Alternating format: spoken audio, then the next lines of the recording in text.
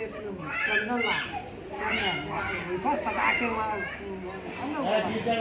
हाँ जल ला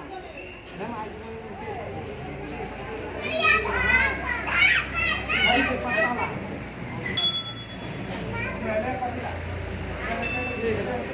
आओ सब प्रसादी साड़ी सब भाग में सब में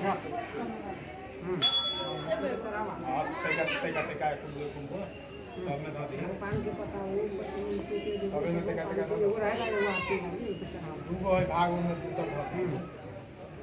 पैसा बुढ़िया चढ़ाई सुपारी है ना ला ये सुपारी चढ़ा भगवान ओम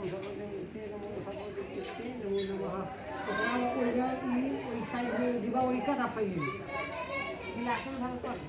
ना ठीक है ला यही में डाला आगे में डाला चीनी है कहाँ घर ले ना आए तो कोई बगल में ये नहीं डाला ना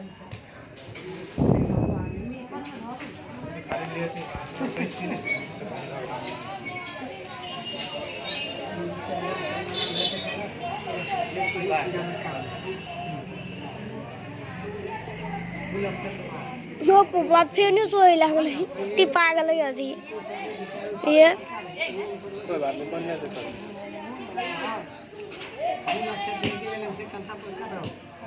बेसी से समझ हां सीधा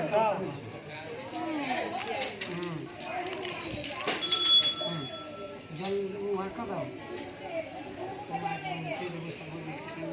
हाँ हो गया फूल अच्छा तो आती कब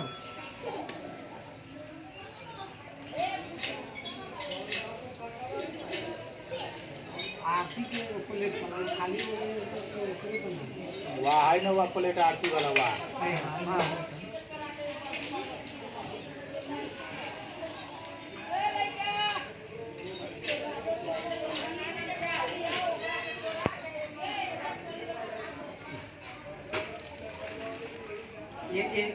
ये ना ढक बैठा हाँ ये हई फूल है ये एक समय प्राचीन के हित चाहने वाले समस्त मुनियों के परम रणनीति क्षेत्र में मन को प्रसन्न करने वाली सभा की उसी समय की अति तेजस्वी व्यास जी के शिष्य सुत जी शिष्य के सहित हरि नाम स्मरण करते हुए वहाँ आए समस्त शस्त्रों को जानने वाले श्री सुत जी को आते देख महाशक्ति स्वर्ग का हो गए वालों में श्रेष्ठ सुत जी सदा परम शीघ्रता के पृथ्वी पर नमस्कार करते मुनि के दिए आश्रम पर संपूर्ण शिष्यों सहित अति विमान जी बैठे हुए सुत जी से मुनि को नमस्कार करते कर हाथ जोड़कर कहा ये में मनुष्य है भगवान वो कहिए क्योंकि कलयुग में सब प्राणी पाप करने में और देव हो जाएंगे होगा इस कलयुग में मनुष्य प्राणों को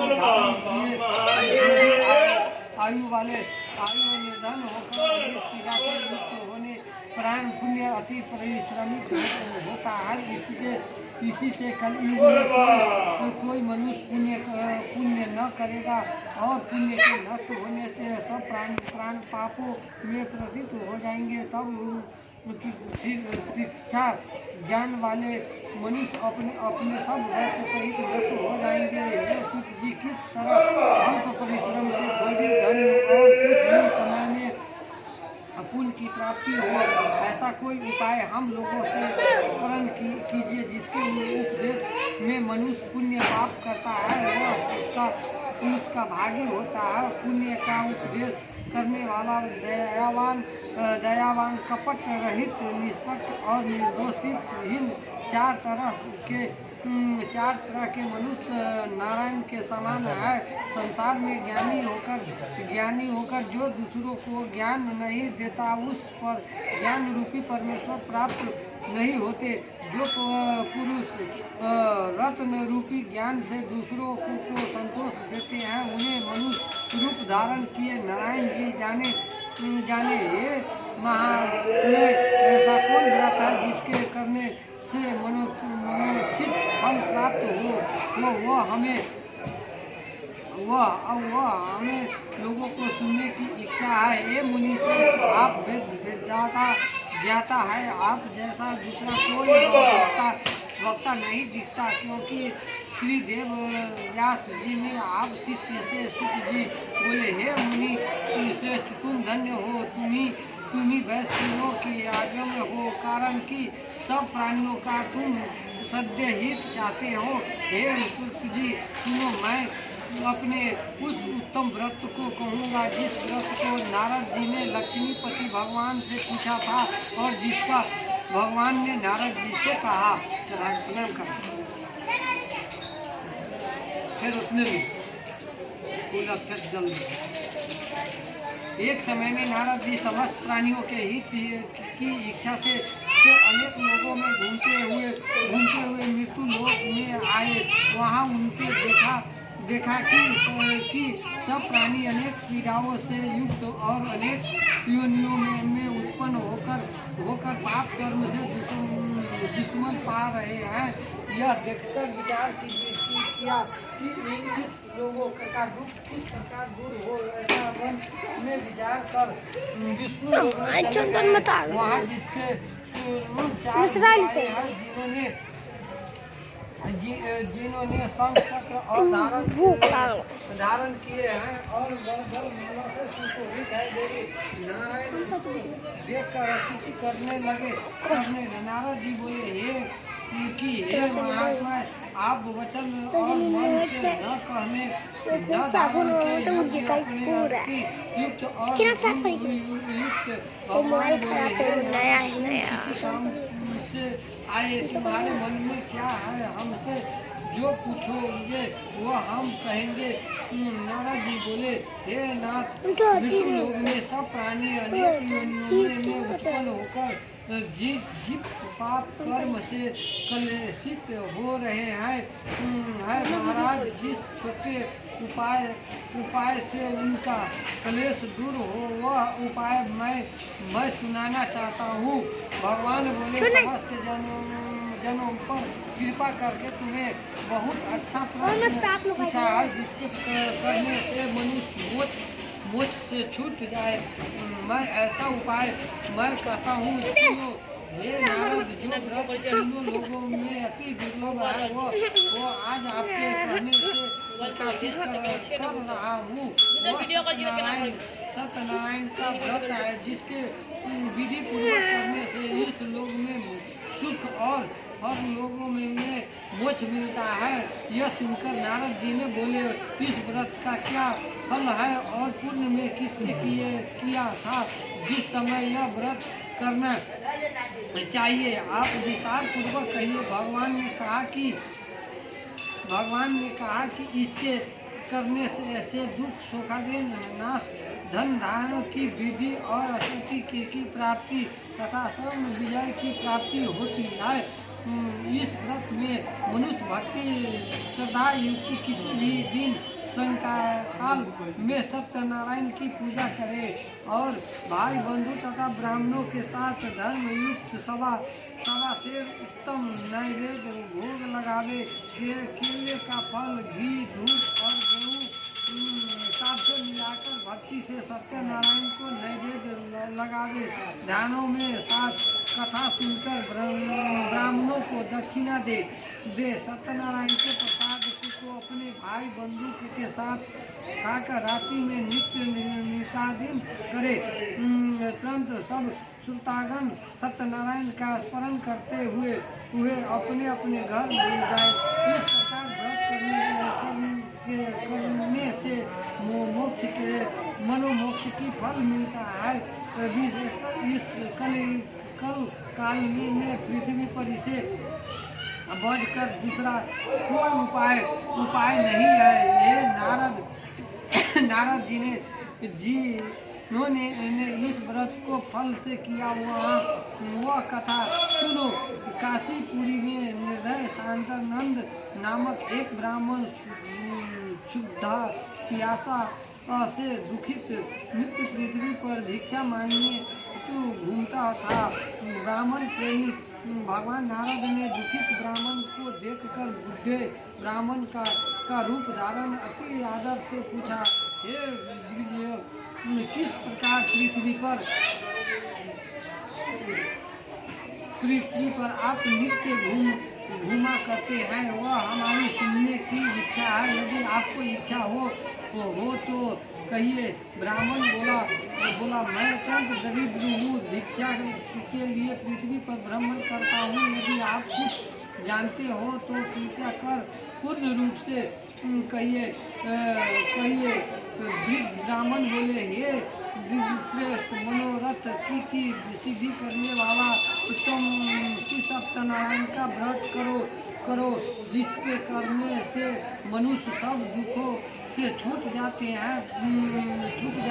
पृथ्वी ब्राह्मण रूपी सत्यनारायण देव ने व्रत का विधान ब्राह्मणों को बताकर आप धार्मिक हो गए।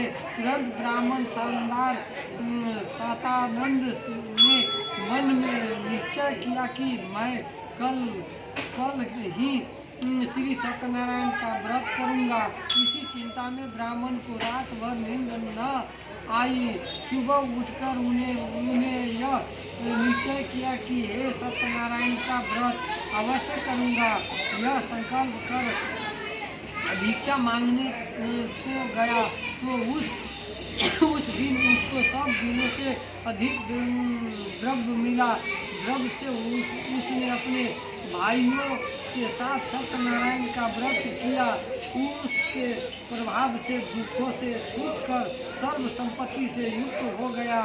व्रत के प्रभाव से सत्यानंद नगर भर में श्रेष्ठ माना जाने लगा। और तभी में वह ब्राह्मण हम महीने व्रत करने लगा। भगवान ने कहा, चितानंद द्वारा किया हुआ सत्यनारायण का यह पूरा है। इसको जानकर जो मनुष्य व्रत करता है वो सब पापों से छूटकर मोक्ष को पा जाता है। जिस प्रकार व्रत को मनुष्य करने से उनका दुख अवश्य नष्ट हो जाए।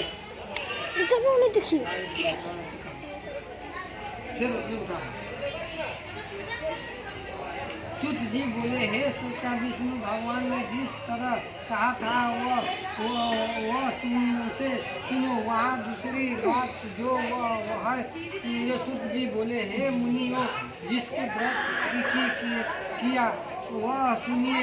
एक समय जिस वर्णों के साथ व्रत को करने को उद्यम हुआ, उसी समय एक लकड़ियारा वहाँ आया। भूख प्यास और पीड़ित काष्ठ के भार को बाहर रखा। ब्राह्मण के घर में जाकर उसने व्रत करते हुए ब्राह्मण को देखा। नम्रता के साथ हाथ जोड़कर प्रणाम कर बोला, आप क्या कर रहे हैं?